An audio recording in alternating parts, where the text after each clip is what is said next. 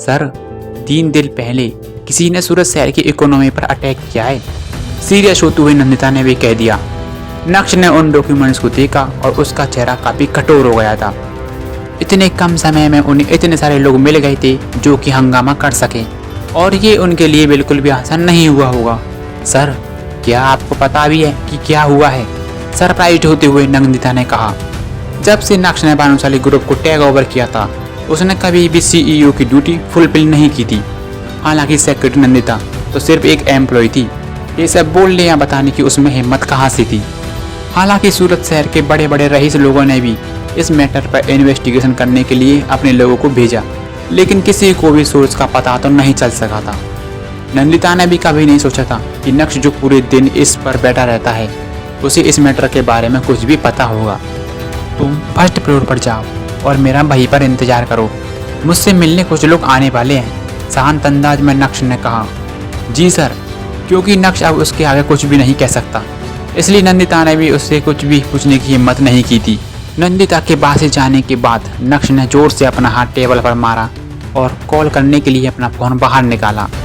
Hello नक्श, क्या बात है? फ़ोन की दूसरी तरफ से दर्पण भानुशाली की कड़क आवाज़ सुनाई दी। चाचू, अब आगे चीज़ें बहुत आगे पहुंच गई हैं, तो आपको मुझसे कुछ भी नहीं छुपाना चाहिए। क्यों, सही कहा ना?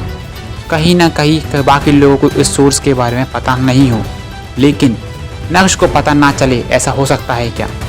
10 सेकंड के अंदर दर्पण भानुशाली बिल्कुल खामोश रहे और उसके बाद बोला, हाँ सही कहा, ये सब परिवार ने किया है। क्यों, किस लिए? गरजते हुए नक्श ने अपने चाचू से पूछा। उसे वाकई में नहीं पता था। नक्श, क्या तुम्हें नहीं पता? कड़क अंदाज में दर्पण ने भी कहा। तुम्हारे परफॉर्मेंस से परिवार के सभी लोग खुश तो है ना? सभी को लगता है कि तुम कुछ काम की नहीं हो। तुम्हारे दादाजी को भी लगता था कि तुम सिर्फ दिखावा करना जानती हो, और ये तुम्हारी अकड़ है जिस एटीट्यूड पर तुम पहुंच गई हो। उसे शांत करने के लिए ये सब कुछ किया गया है, जिससे कि तुम किसी बुरे रास्ते पर निकल जाओ। ये सब तुम्हारे लिए बहुत अच्छा भी है। चाचू, how can you one say that? क्या आपको डर बिल्कुल भी नहीं लग रहा? मैं एक ही झटके में अपने 8,000 करोड़ रुपए वापस ले सकता हूँ, जो मैंने भानुशाली परिवार को उधार दिए हैं। एक बार फिर से नक्श ने कड़क अंदाज में कहा। नक्श, अगर तुम्हें तुम्हारा पैसा वापस चाहिए तो मैं तुम्हें अभी ट्रांसफ़र कर सकता हूँ। हालांकि अगर तुम 8,000 करोड़ से भी भानुशाली ग्रुप को बचाने का सोच रही हो तो ये यूजलेस है, सीरियस होते हुए दर्पण ने कहा। ये तुम्हारे दादाजी का फैसला था, और मैं तुम्हें एडवाइस देता हूँ कि तुम यहाँ से आओ और अपने परिवार से माफ़ी मांगो। शायद नेगोशिएशन की अभी भी कुछ गुंजाइश बाकी हो। भानुशाली परिवार का बिजनेस अब अलग अलग सेक्टर्स में बटा हुआ था, और नक्श के हाथ में भानुशाली ग्रुप को संभालने की बागडोर भी सौंपी गई थी।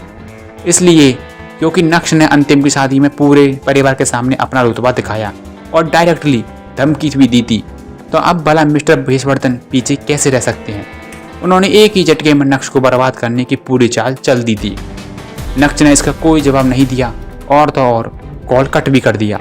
अपने हाथ की 2 उंगलियों को लगातार टेबल पर मारते हुए नक्श कुछ सोच रहा था। उसका चेहरा अभी पूरी तरह से कठोर था और उसे समझ नहीं आ रहा था कि भानुशाली परिवार अचानक से इतना अमीर कैसे हो गया। कुछ समय पहले पूरा परिवार नक्श के सामने झुका हुआ था, और आज पूरा परिवार उठकर नक्श को बर्बाद करने की सोच रहा है। ये सब कैसे हो सकता था, वो भी इतने कम समय में? कुछ देर सोचने के बाद नक्श ने कार्तिक, हिमानी, आकांश, रवीश और बाकी लोगों को कॉल किया।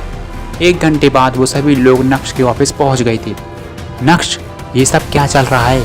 भानुशाली परिवार ने अचानक से शेयर मार्केट और शेयर की इकोनॉमी पर अटैक क्यों किया है? हिमानी ने पूछने की पहल की। भानुशाली परिवार की ताकत को देखते हुए मुझे नहीं लगता कि उन्हें शहर की बाकी इंडस्ट्री को टेक ओवर करने में कोई भी दिक्कत होगी।